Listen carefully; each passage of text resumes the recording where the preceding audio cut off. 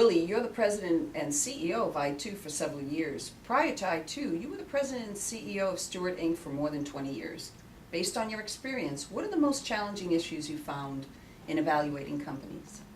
Probably the two most significant issues that always surface when evaluating companies are the lack of communication and the lack of employee training. See, most companies fail miserably in these two accounts. Employees seldom know the company's mission, first if they have one, or where they want to go, basically their vision and goals. Most companies also lack just a definite and structured training program. Employees seldom know their training plan for the year. Most times it's just hit or miss. On-the-job training can be very expensive. Derek, prior to joining I2, you were a senior executive in the healthcare industry for many years. What did you find to be a common denominator as to why companies are not reaching their potential? More often than not, employees' aspirations are not aligned with the organization's goals because no one has ever asked them. Building a high-performing team requires that the members not only like each other, but also have mutual respect and trust.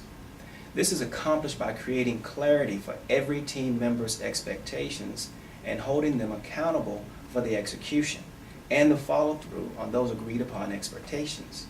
In addition to that, there needs to be a deep sense of cohesiveness among the members of the team. This just means that everyone trusts and respects each other and has a level of comfort that your colleague will protect your back. Now, don't get me wrong. These team members debate passionately about their differences and they want to be heard, which means that everyone listens and has mutual respect for differing opinions. Once a decision is made, though, all the members are aligned to that and behind that decision, kind of like iron filings to a magnet. High-performing teams make decisions quickly and they get on to the next issues. These teams are devoid of sarcasm and cynicism. Pat, you've ran your own business and you were the president and CEO of a national nonprofit organization that worked with Fortune 1000 companies. What will you say is also needed to build high-performing teams in this space? There is a need for consensus and alignment with all stakeholders for the success of both for-profit and non-for-profit organizations. I will add that the glue that brings us all together is discipline. You need to carefully plan ahead, execute what you have planned, measure key performance indicators as you are executing to make sure that you're on track. And lastly, always looking to improve and innovate on what you have done. So before companies start implementing the management tip of the day from the latest Harvard Business Review or the latest leadership seminar that the CEO attended, there needs to be an organizational evaluation to identify challenges and gaps. There needs to be a course of action to improve on the current situation, and then everyone needs to be trained on a common business vocabulary. So here's where I can help. We come in and perform a company comprehensive evaluation, which consists of a proprietary ORI, which stands for Organizational Rating Index. We do confidential interviews with key members. We do behavioral summary reports using behavioral assessment tools. And with all that information, we can identify the company's challenges and gaps, also what their strengths are, and give them recommendations for change and organizational improvement and growth.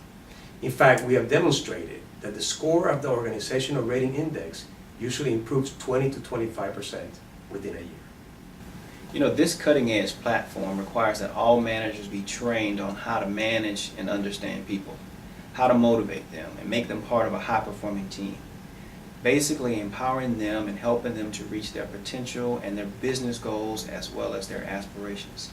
Now, obviously, the most important thing of all of this is to make sure that these employees have a really good alignment between their natural behavior and the behavioral requirement of their jobs, and that this can be measured using a behavioral assessment tool.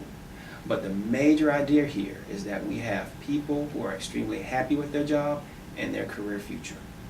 We also work with the CEOs of the organization for 1 or 2 years, becoming their trusted advisor and accountable partner to make sure that the recommendations from the evaluation are implemented.